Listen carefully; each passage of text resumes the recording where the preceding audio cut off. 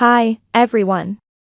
I 32M, work as a radiologic technologist at a major hospital, and until last year, I thought I was doing pretty well for myself. I had a stable career, a small but comfortable apartment, and was handling my life without any handouts. But somehow, my parents managed to pull me back into their chaotic orbit, all because of my older brother Mike, 34M. Let me set the stage here. Mike still lives at home with our parents, Thomas at 58M, and Victoria, 56F. He's been finding himself since graduating high school. College? He's been through 3 of them.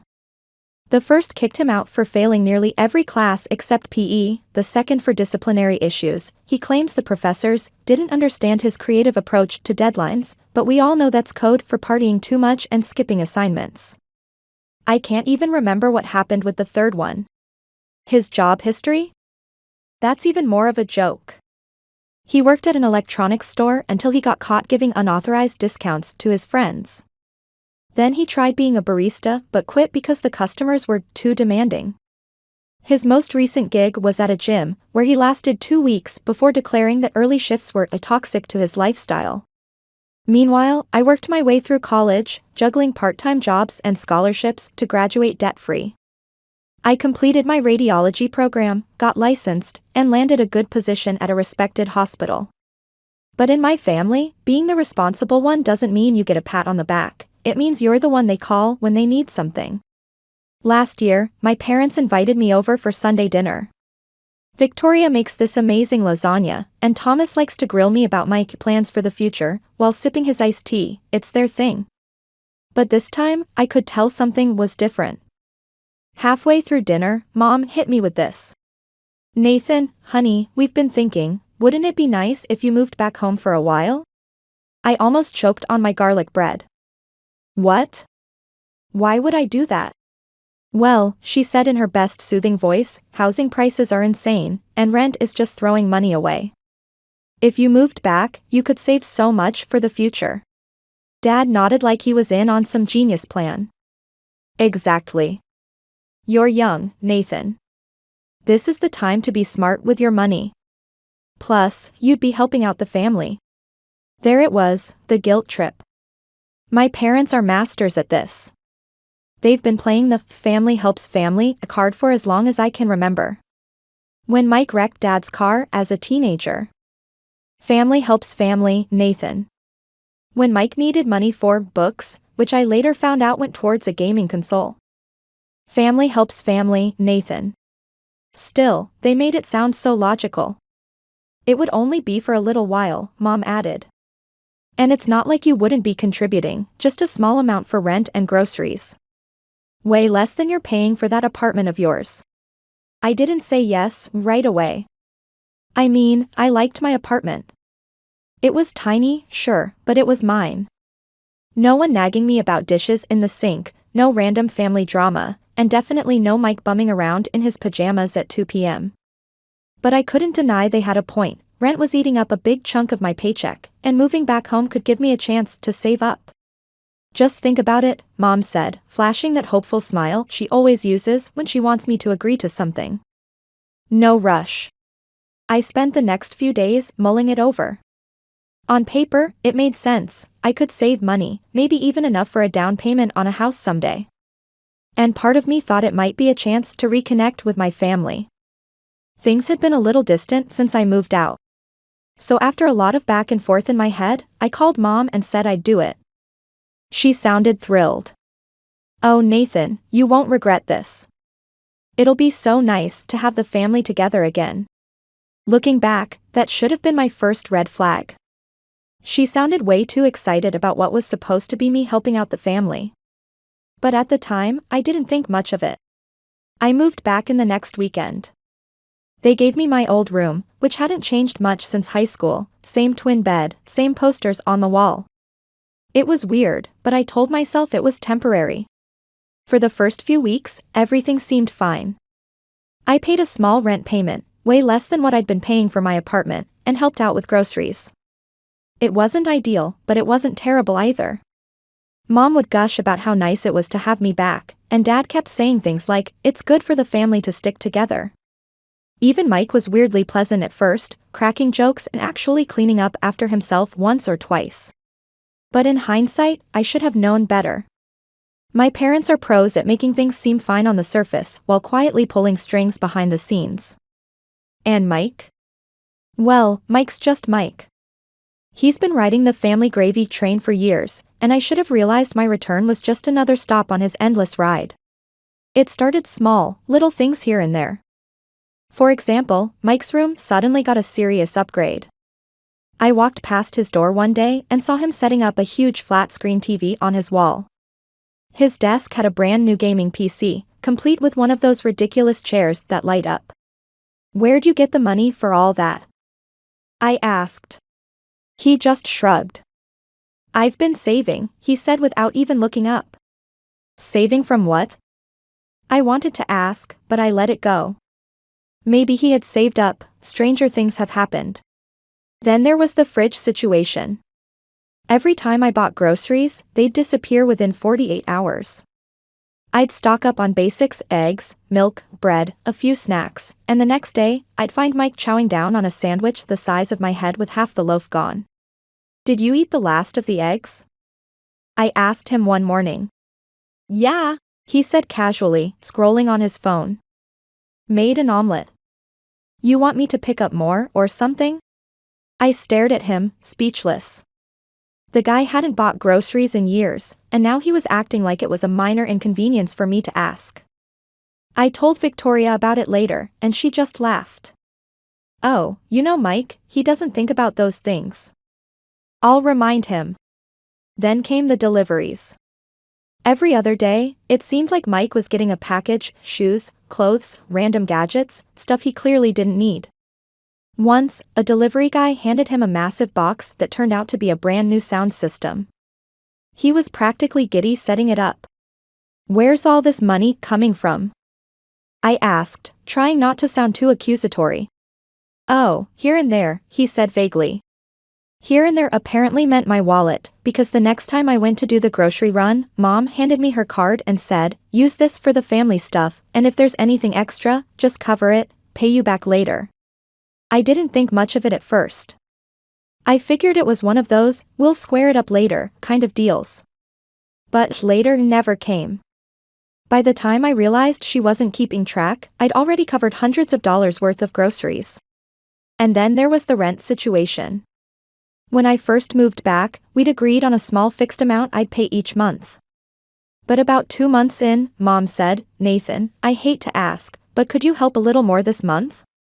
Things are tight right now." "Sure," I said, figuring it was a one-time thing. Except it wasn't. The "a little extra" became the new normal, and suddenly I was paying almost as much as I had been for my apartment. When I brought it up, Dad said, "It's just temporary. You're in a better financial position than we are right now, and it's good for the family." That phrase, "good for the family," was starting to sound like a broken record.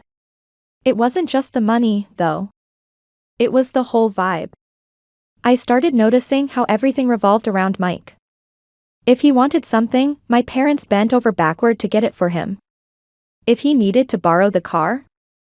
No problem. If he wanted to have friends over for a movie night? Mom made snacks and told me to be flexible about the noise. Meanwhile, if I so much as left a dish in the sink, I got a passive-aggressive comment about how "we all need to pitch in." One time, I overheard Mom on the phone with her sister, bragging about how Mike was finally getting his act together. She went on and on about his plans to start a business, some vague idea about creating custom sneakers or something. "Nathan is helping us keep things stable," she said, as if my contributions were just some side note in the grand saga of Mike's life. That was it. I walked upstairs, shut my door, and sat on my bed, fuming. How had I let things get to this point? I was busting my ass at work, paying for everything, and dealing with this nonsense while Mike got to coast through life like it was one big vacation. I started replaying everything in my head: Mike's new TV, the groceries disappearing, the constant deliveries, the never-ending rent hikes. It all started to click. This wasn't about helping the family. This was about me funding their lifestyle, with Mike as the star player and me as the background character keeping the lights on. The final straw came when I overheard them in the kitchen, thinking I wasn't home yet. They were discussing plans for a family vacation, to the Bahamas of all places. My mother's voice was excited as she detailed her scheme. We'll have Nathan book everything since he has the credit cards with the highest limits. Once it's all paid for, we can just not pay him back. He'll get over it like he always does. Mike's laughter echoed through the house. He's got the money anyway. It's not like he's using it for anything important. As I stood there, listening to my family plot to basically steal thousands of dollars from me, something inside me snapped. But instead of confronting them right away, I decided to wait. They wanted to play games? Fine. But this time, I was going to make sure I had the winning hand. I walked into the kitchen, pretending I'd just gotten home. Mom's face lit up with that fake smile of hers. Nathan. Perfect timing. We were just talking about planning a family vacation.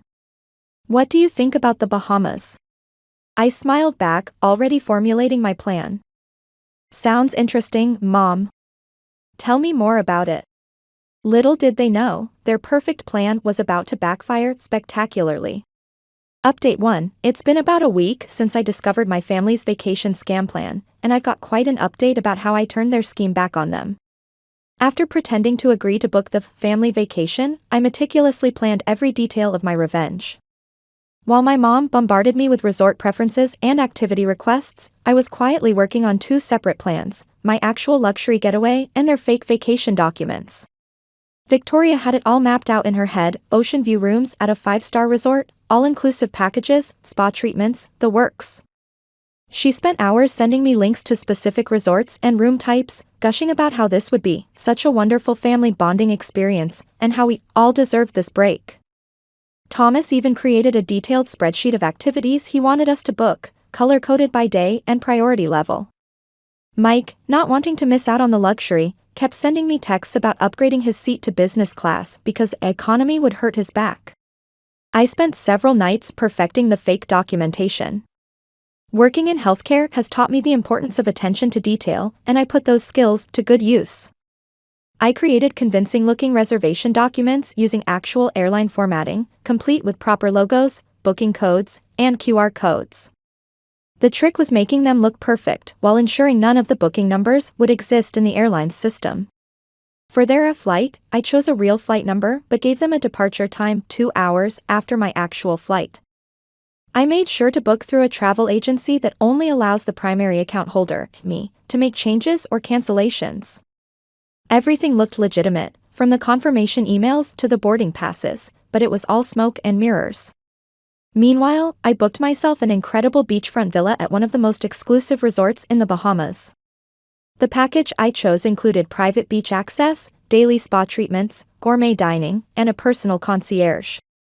It was more luxurious than what they had asked for, but since I was only paying for 1 person instead of 4, it actually cost less than their planned family vacation. The morning of the trip, I called Victoria, "Don't forget, your flight leaves at 11 a.m. Make sure to get there early for security, and don't forget the printouts I sent you. Some airlines are picky about digital tickets." "Oh, thank you for handling everything, Nathan," she gushed. "We're so excited. This is exactly what our family needs." I arrived at the airport early for my 9 a.m. flight, knowing they wouldn't show up until much later. As I was boarding, I got a text from Mom, "On our way.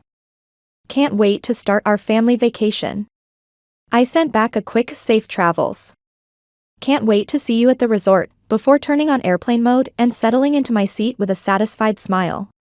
During the flight, I treated myself to champagne and an actually decent airplane meal, enjoying the peace and quiet. The landing in the Bahamas felt like stepping into paradise. The resort's VIP shuttle was waiting for me, and the driver, Marcus, entertained me with local stories during the scenic drive. When we arrived, the concierge, James, gave me a tour of my villa that made me realize I'd seriously upgraded my revenge plan. The villa was stunning: private infinity pool, outdoor shower, massive terrace overlooking the ocean, and interior space bigger than my old apartment.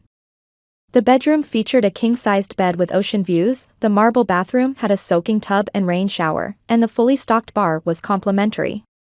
A welcome basket filled with local fruits, chocolates, and a bottle of premium rum sat on the dining table. I took several photos of the view from my balcony, carefully choosing the most impressive one to send to the family group chat with the caption, "Made it. Hope you're having a smooth trip." Then I ordered a champagne breakfast and settled in to wait for the chaos to unfold. A friend who works at the airport later filled me in on what happened. Victoria arrived first, wearing her designer sundress and oversized vacation hat, marching confidently to the check-in counter with her fake boarding pass. When the airline staff couldn't find their reservation, she insisted they were wrong. My son Nathan booked everything. He's already at the resort. Thomas, trying to maintain his dignity, demanded to speak to a supervisor. There must be some mistake, he kept saying, his face getting redder by the minute. We have confirmation right here. He waved the fake documents I'd created, which looked perfect but contained booking numbers that would never exist in the airline's system. Mike, meanwhile, was filming everything on his phone, providing running commentary. "This is ridiculous. We've got printed tickets and everything. This airline is a joke." He even tried to argue that they should be upgraded to first class as compensation for the inconvenience. Their messages started flooding in. "Mom, Nathan, something's wrong with our tickets. The airline can't find our reservation. Dad, call immediately. This is unacceptable. Mike, dude, WTF, the flight's gone. Mom, why aren't you answering? Dad, the supervisor says these tickets aren't even real. What's going on? Mike, they're calling security because Dad won't leave the counter." I waited until 11:15 a.m. before responding. "What do you mean? I'm at the resort, didn't you get on the flight?" The response was nuclear. My phone nearly exploded with incoming calls and messages. Victoria left a series of increasingly hysterical voicemails, alternating between tears, "How could you do this to your family?" and threats, "You'll regret this," as Nathan. Thomas sent stern texts about irresponsibility and consequences, while Mike vacillated between angry messages and attempts to guilt-trip me. I sent one final message to the group chat, a photo of me lounging by the infinity pool, cocktail in hand, with the caption, "Enjoy your vacation." Oh wait, guess it's just me this time. Cheers. Then I turned off my phone and proceeded to have the most relaxing week of my life. Each day at the resort was better than the last. I spent mornings swimming in the crystal-clear waters and afternoons getting professional massages. The restaurants were world-class. I tried everything from local seafood to international cuisine. No family drama, no guilt trips, no disappearing groceries, just pure, uninterrupted peace. Through a friend who still follows them on social media, I got updates about their public meltdown. Victoria had been posting cryptic status updates about ungrateful children and family betrayal. One particularly dramatic post read, "You never know someone's true colors until they show them." Heartbroken. Thomas had been commenting on old family photos with things like, "Some people forget where they came from," and "Family used to mean something." Mike took a different approach, sharing those cliché quotes about family loyalty that people post when they're trying to guilt-trip someone. "The blood of the covenant is thicker than the water of the womb," though I'm sure he didn't understand the actual meaning. He even started a series of passive-aggressive TikTok videos about toxic family members, ironic, considering his role in the whole situation.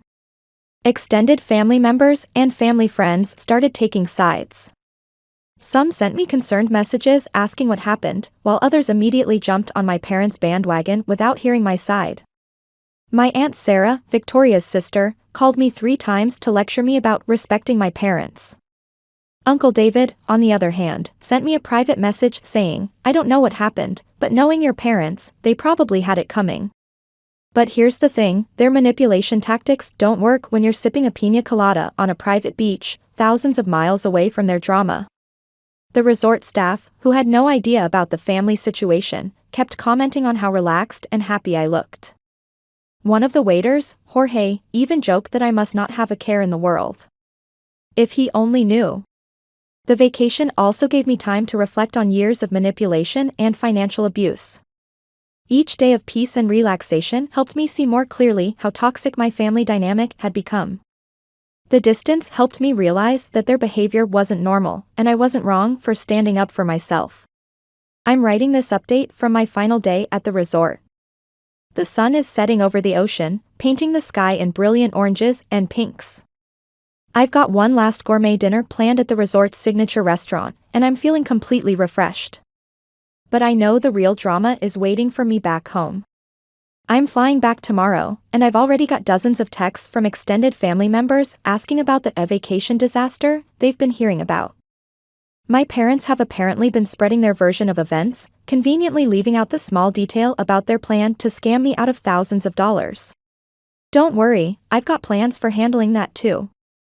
I've kept all the evidence, screenshots of their messages planning to stick me with the bill, recordings of their conversations about not paying me back, and a detailed record of all the money they've taken from me over the past few months. Update 2 will be coming soon, and trust me, you'll want to hear how this all plays out when I get home.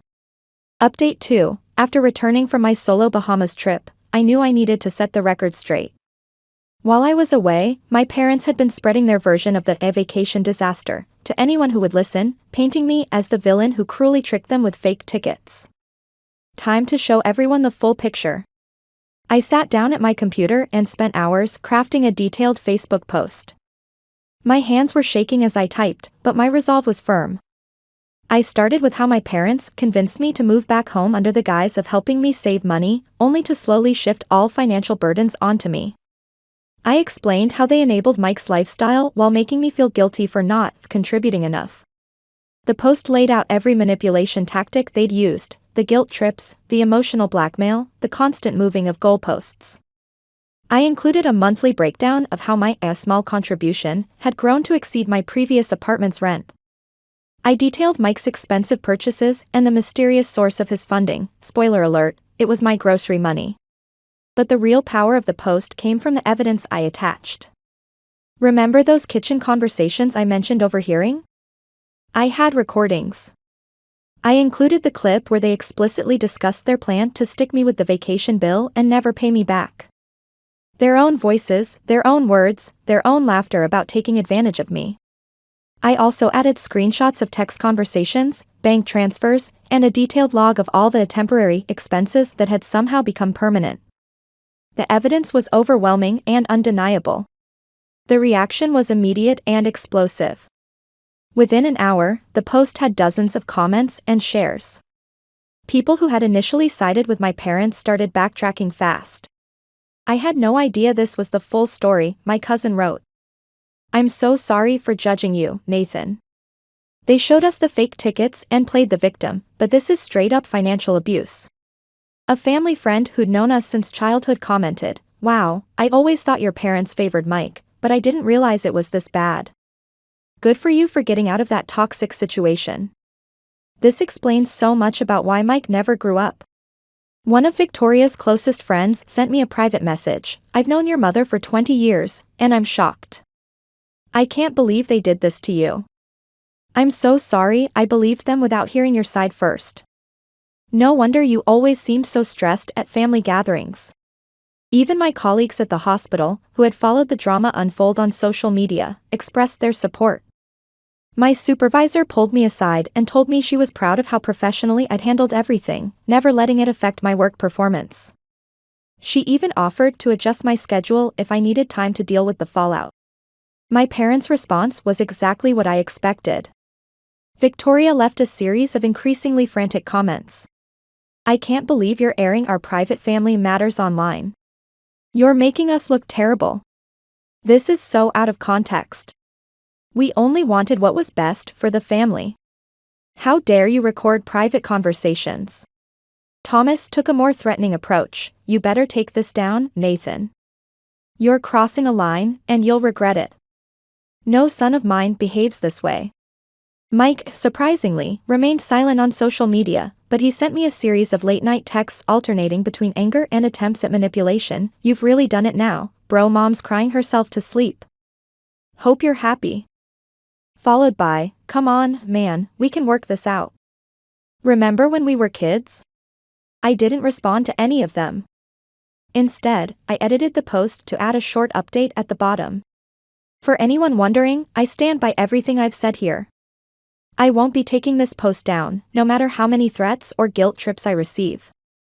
The truth needs to be told. Then my parents showed up at my apartment. I had just finished a 12-hour shift at the hospital, but I stood my ground. I didn't let them in this time, but I stood in the doorway while Victoria begged me to fix this mess. "You've ruined our reputation," she said, tears streaming down her face. "How could you do this to us, Nathan? We're your parents. We gave you everything. You ruined your own reputation," I told her calmly. "All I did was tell the truth. If that embarrasses you, maybe you should take a hard look at your behavior instead of blaming me. And you didn't give me everything. I worked for everything I have, while you used me to fund Mike's lifestyle." Thomas tried to interrupt, but I continued, "The fact that you're more worried about your reputation than about how you treated me says everything I need to know." With that, I closed the door on their protests. Later that day, I made one final post on Facebook. "I want to thank everyone who reached out with kind words and support. This past week has been transformative. For those who think I went too far, I respect your opinion, but I stand by my decision to share the truth. Sometimes patterns of abuse only continue because we keep them hidden. To my family, I'm done. I've tried to help you, I've tried to set boundaries, and I've tried to be the bigger person. None of it has worked because you don't respect me or my contributions. From now on, I'm prioritizing my own well-being. Please don't call, text, or show up at my apartment. I'm moving forward with my life, and that doesn't include you. I'm focusing on my career in radiology, possibly pursuing an advanced certification. I'm looking at buying my own home, with my own money, no strings attached. Most importantly, I'm learning what healthy relationships look like. To anyone reading this who's struggling with toxic family dynamics, you deserve peace. You deserve respect. You deserve to put yourself first. Sometimes walking away isn't selfish, it's self-preservation." Then I blocked their numbers, unfriended them on Facebook, and set my profile to private. I changed my security settings at work to remove them from my approved visitors list. I even started looking at apartments in a different part of town, somewhere they wouldn't think to look for me. Life is different now. Quieter. Some extended family members still don't speak to me, but I've found that's not the loss they think it is. I've been focusing on building relationships with people who actually respect and care about me. I've joined a local photography club and started taking weekend hiking trips with some colleagues from the hospital. For the first time in years, I feel like I can breathe. Thanks for sticking with me through this wild ride. I'm finally free, and it feels incredible. Sometimes the family you choose is better than the family you're born into.